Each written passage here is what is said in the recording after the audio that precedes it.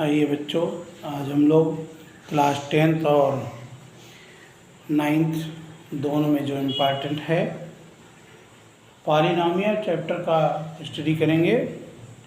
एक लाइन है, जो चीज़ आपको चैलेंज करती है वही आपको चेंज करती है। सफलता की यात्रा में धूप का बहुत महत्व होता है। क्या सफलता की यात्रा में धूप का बहुत महत्व है? क्योंकि छाँव मिलते ही कदम रुकने लगते हैं। तो छाँव मिलते ही कदम क्या होते हैं? रुकने लगते हैं। इसलिए हमको धूप में आगे बढ़ते ही जाना है, संघर्षों में हमको आगे ही बढ़ते जाना है। देखिए बेटा, हमें आज पढ़ना है पॉलिनॉमियल्स। हम जानेंगे पॉलिनॉमियल्स कहाँ से उत्पन्न हुआ। तो देखिए, जैसे पॉलिनॉमियल्स दो शब्द से मिलकर बना है, एक पॉली और दूसरा क्या है? नॉमियल्स।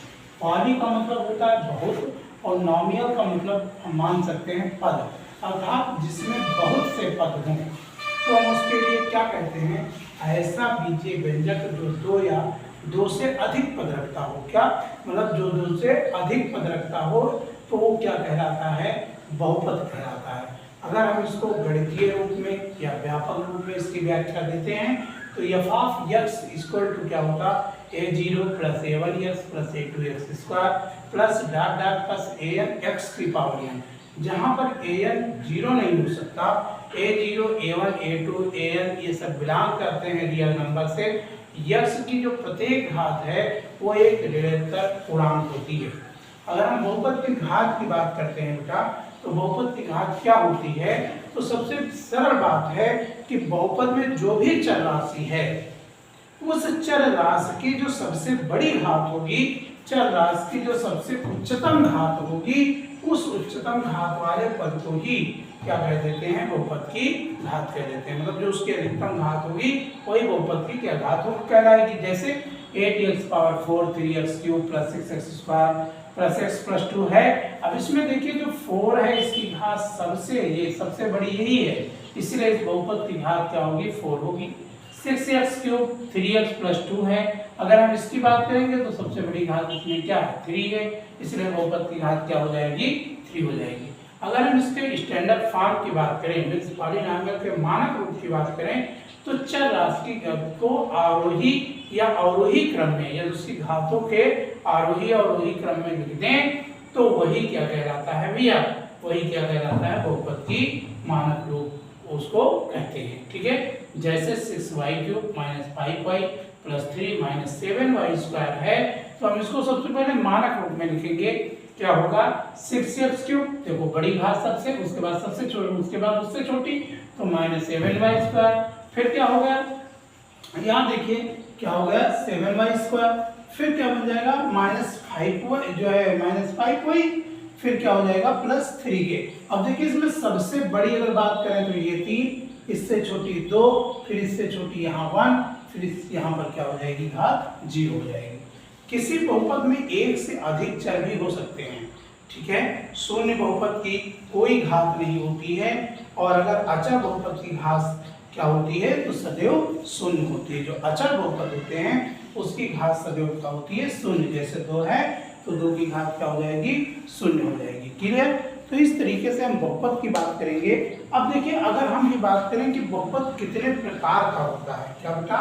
बहुपद कितने प्रकार का होता है, तो बहुत सिंपल भाषा में हम उसको भी जान सकते हैं कि बहुपद कितने प्रकार का होता है। देखेंगे, अगर हम यहाँ बात करें कि बहुपद कितने प्रकार का होता है, तो देखिए हम घातों के आधार पर, पदों के आधार पर हम बात करते हैं। जैसे पद के आधार पर हम बात करें, किसकी बात करें? बहुपद के प्रकार फिर सिंपल बात है, जिसमें एक पद हो वो क्या कहलाता है? एक पदीय बहुपद। एक पदीय बहुपद। अब एक पदीय बहुपद क्या होगा? तो जैसे x है, y है, 3x है, सब में कितने पद हैं? एक पद है, इसलिए एक पदीय। जिसमें दो पद हो, कितने पद हो? दो पद हो, क्या कहलाएगा? द्विपदीय बहुपद। द्विपदीय बहुपद। अब द्विपदीय अगर बहुपद है तो क्या होगा? जैसे x प्लस 1 है, 2y प्लस 3 है, ठीक है, ये कितने पदीय हो गए? 2 पदीय हो गए। इसी प्रकार जैसे त्रिपदीय की बात करें हम, तो त्रिपदीय बहुपद क्या हो जाएगा? जिसमें क्या 3 पद हो, 3 पद हो तो कैसा होगा? त्रिपदीय होगा, ठीक है। क्या कहलाएगा? 3 पद अगर है तो त्रिपदीय बहुपद है। त्रिपदीय बहुपद, अगर त्रिपदीय बहुपद की बात करें तो त्रिपदीय बहुपद क्या हो जाएगा?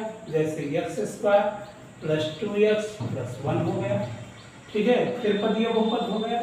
ऐसे ही हम जो है चतुर्थपदीय बहुपद की बात करेंगे। किसकी? चतुर्थपदीय बहुपद।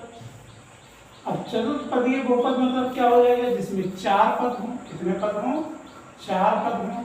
अगर 4 पद हैं तो ये क्या कहलाएगा? चतुर्थपदीय बहुपद। क्या होगा? चतुर्थपदीय बहुपद। चतुर्थपदीय बहुपद की अगर हम बात करते हैं तो ये किस स्थान में बन जाएगा बेटा? तो जैसे यहाँ बन जाएगा x³ plus 2x² plus 3x plus 1। देखिए इसमें कितने पद? देखिए एक पद, यहाँ एक पद, एक पद, एक पद, यहाँ देखो एक और एक 2, मतलब क्या उसके बीच में प्लस और माइनस पदों को अलग कर देता है।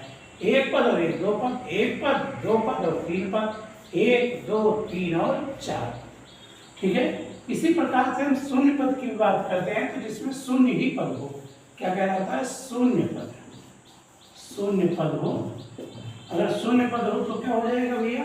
जैसे 0 है तो 0x², क्या हो गया? फिर क्या हो जाएगा भैया? 0x प्लस 0 हो जाएगा। सब किसकी बात करेंगे? शून्य पद की बात करेंगे, मतलब उसमें पद क्या है? शून्य है। ओके, तो इस तरीके से हम बहुपद के प्रकार की बात कर सकते हैं।